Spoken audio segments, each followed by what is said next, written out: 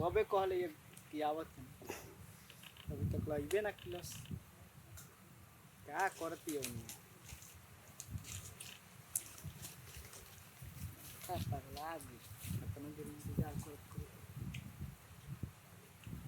या तो घर जाएगा परी अब आयु ना उठे बोल दिया ले पोसा तंग आवे क्या होते के कर इंतजार करते बड़ा हां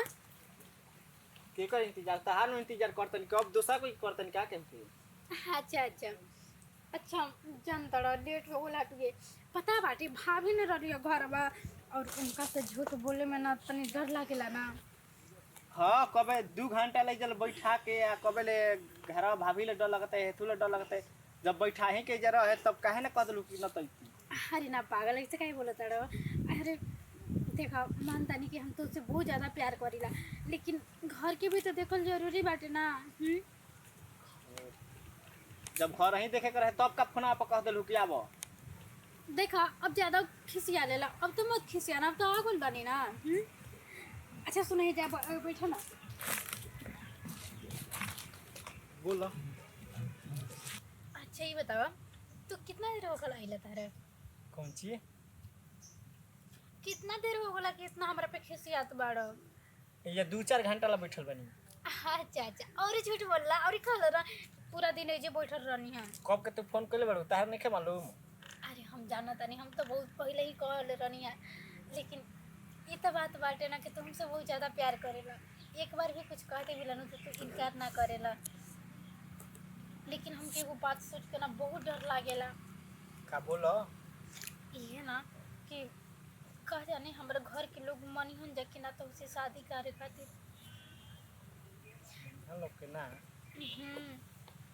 तो हमके एगो बात सोच के बहुत ही डर लागत बटे का बोलो पता ना घर के लोग शादी खातिर रेडी होई कि ना होई ये बताओ तो कब ले हमन के चुप चुप को मिलम जाए वैसे काम चल जी ये तो बात सही कहता लो अरे एक बात कान खोल के सुन लो अगर हम शादी करब ना तो तोहरे से कर सकत बानी तोहरा सिवा ना हम कोई और शादी नहीं कर सकत ना कोई और के नाम के अपना मांग में सिंदूर लगा सकत बानी बुझाइल तो तू हमके कहीं पर भी ले जाइए लेकिन हम तोहरे साथे अपन पूरा जिंदगी बितावल चाहत बानी चाहे कुछ भी हो जाए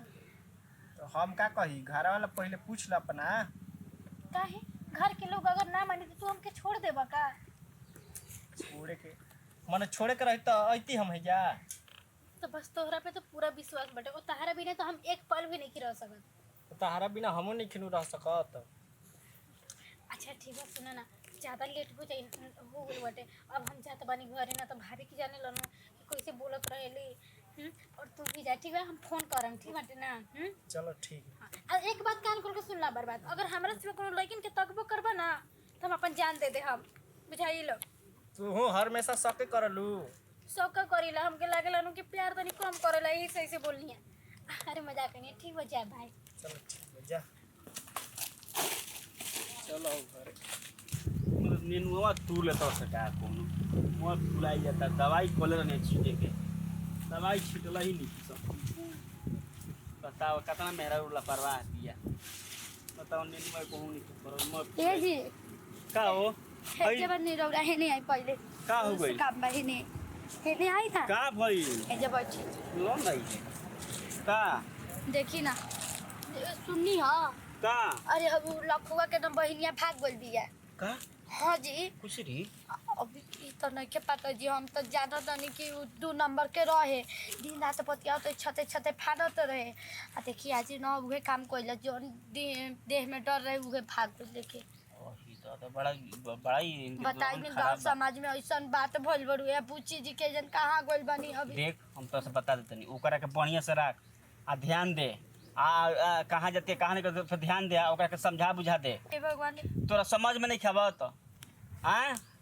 अगर समझा बुझा के रख कहीं घर से मत निकले दे कोई टाइम घर ही रहो कहीं निकले के नहीं जरूरत निकल मैं हमारी नुमल जा के देब निकल देवी नहीं बोली और चेतना रौरे हम तोरा से चेता देता नहीं कहीं नहीं खजा के ओकरा न तोरा कहीं जाए के बा ओकरा के समझा बुझा के मैं रख घर में बता देता नहीं हम अच्छा कान खोल के सुन ले अभी अरे हम सुन लेनी जाई अपन काम करी हमरे पे चिल्लाते रही ना गुस्साते रही ना चिल्ला तनी हम देते न कुल का होता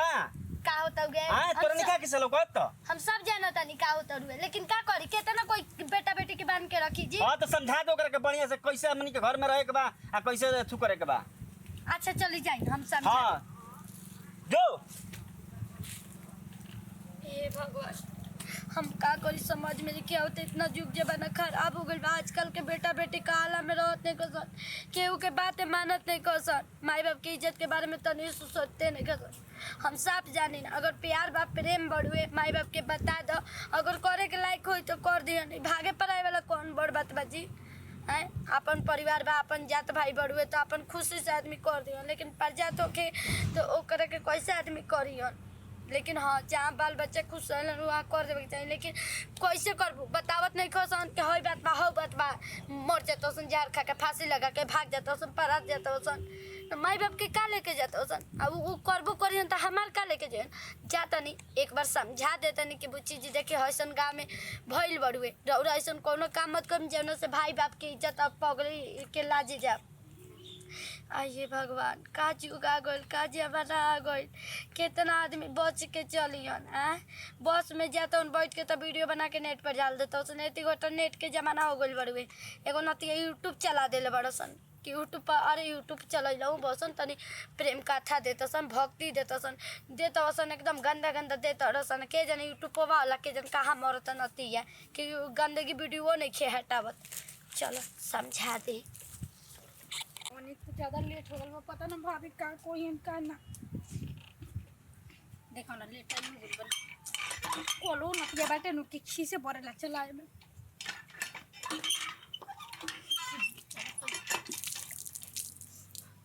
का करी प्यार कइले बनी तो मिलल भी तो जरूरी बाटे ना वैसे भी हमनी केनो सबके जैसन प्यार नहीं कइले हमनी के वो प्यार कइले बन जेनु हमनी के साथ रहे वाला इना की टाइम पास नहीं थे और हमसे बहुत ज़्यादा प्यार करला अरे हमरा बिना तो एक पल भी उ ना रह पावेला यही से तो मिल आवे के पड़ेला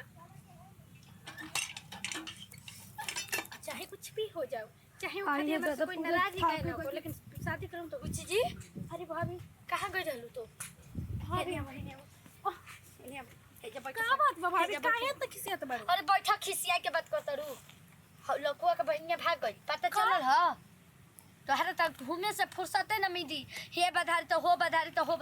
देखी बुच्ची जी कुछ करम को हम ना उ करे खातिर तैयार बनी जरूर काम कि एक पैर पे खड़ा रह भौजी तो वो एक पैर पे हम खड़ा रह तुम्हें काम मत करम बुच्ची जी भाभी भाग गई तो प्यार कइले रहे तो भाग गइला शादी करेला तेमे गलत का बाबा भाभी देखी बुच्ची जी रौर भैया के बारे में जानते ना भैया रौ जीते जी ना रौरा के कुछ ना करी हमरा के काट के फेंक दिया यही से कहते बुच्ची जी ऐसा रौरा करम ना तो रौ जल्दी बियाह शादी ठीक करके लंगल लूर से करके हटा दे समझ जाए भाभी अच्छा ठीक बा हम जात बनी जैसे जात नहीं की जौन बात कहते ना बुच्ची जी रौरे खातिर रौरे भलाई खातिर कहता नहीं देखी युग जमाना बड़ी खराब भाभी प्यार के कोनो खराब चीज हम मानते नहीं बुच्ची जी कि प्यार कोई और झट के आजकल के डेट में लड़का कह देता राधा कृष्ण प्यार ना कोले अरे राधा जी तो नदी किनारे कितना बड़ी से इंतजार कोइले रही उतना इंतजार करके दिखाओ सन तब ना मानम के हम प्यार बा और आज के डेट में ना इस्तेमाल करते रहो सन प्यार नहीं कर सन करत आज हे लवंडी अभी तो कल हो लवंडी अभी कल हो लवंडी पे 10 गो छाता से सन बिछत है सन करे के प्यार ना कहल जाला आज मान ली कि ना भाव जाई भाई के बात मानम भाग जेम ना तो ना घर के हुकम ना घाट के हुकम आ का पता रौरा के रखी खुश की ना रखी और प्यार में इतना अंधा ना होकल जाला बुच्ची जी रौरे खातिर कह दे प्यार में अंधा हो जेम ना तो रौरा कुछ ना लौकी वो करे से अच्छा ठीक बा भाभी हम जात बनी जात नहीं की एक काम करी रौरे काम करके आई सब फुलवारी में ना पानी डाल के पानी तो डालिए 4 गो थाना में पानी डाल के आ जल्दी घरे आई भैया रब खिसिया तो जल्दी आई बाप रे बाप अरे प्यार कइल कौन गलत चीज बा हम जानत रहनी है कि ई सब न बात ना हमर भाई और भौजाई के दिमाग में घुसिए नहीं के सकत अरे भाग गइल सब कोई के त लगो त कि भाग गइल अरे प्यार करत रहे सच्चा प्यार करत रहे तब न ओकरा खातिर भाग गइल बिया बाकी एक बात बटी हमर अगर भाभी जनिए ना कि हम कोई और से प्यार करत बानी तो ये लोग हमरा के त काट के ही फेंक दिहन जा इससे पहले ये लोग कुछ जानस लो एकरा से पहले हमें जैसे नु बात क के उनका से और जैसे 9 2 11 हो जात बानी कि ना मोबाइलो हम देख लो मोबाइलो ये दता तो कह कि भाभी देखली है ना चौथनी बात कह के आज भी आज निकल जाता नहीं कि नाम निकल हेलो हाँ सुना ना तारा से एगो बात जरूरी कहे के बटुए बात ही बाटे ना तुमसे प्यार कर ला ना अरे हम तो जानते बानी कि तुमसे बहुत ज़्यादा प्यार कर ला लेकिन फिर भी आज हम तारा से एगो बात पूछे तनी तू हमसे प्यार कर ला ना हाँ तो ठीक बटुए तो हमरा केनू अपने साथे कहीं पर भी लिया चलो हम इन लोग के साथ नहीं रह सकत अब काहे कि अरे आज ना तो कल ये लोग जान जइहन जा और ओकरा बाद ना इन लोग हमरे के तो एक घर में ही काट के और गाड़ दिहन जा तो कि हमार प्यार के कसम बटुए और हमरा के इज्जत से नु भगा ले चलो हम इन लोग के साथ नहीं रहल चाहत अब ठीक बटुए हम आवत बनी हाँ मुझे पूरा उम्मीद रहा कि तुम के इसे नहीं छोड़ सकत हाँ हमारा इ लोग के परवाह नहीं के कि इ लोग कैसे रहन जा कैसे ना अरे आज ना तो कल बेटी तो पराया होकर भी करेली सन तो काहे ना हम अभी पराया हो जाई इ लोग खातिर ठीक बा हम आवत बनी हमरा के माफ करके जब ये भाभी हमरा से एक कदम उठाए के पड़े तो कहे कि हम सच्चा दिल से प्यार उनका से कैले रही कोनो मजाक ना कुल रिंग उनका के छोड़ दे हम और उनका सिवा तो हमारे कोई आज तक ले नज़र में भी ना आई और कोई उनका सिवा हम देखबो ना करीला ऐसे आज इतना मजबूर बनी कि हम उनका जरूर भागे खातिर तैयार बनी भले हमरा के माफ कर दिहन जा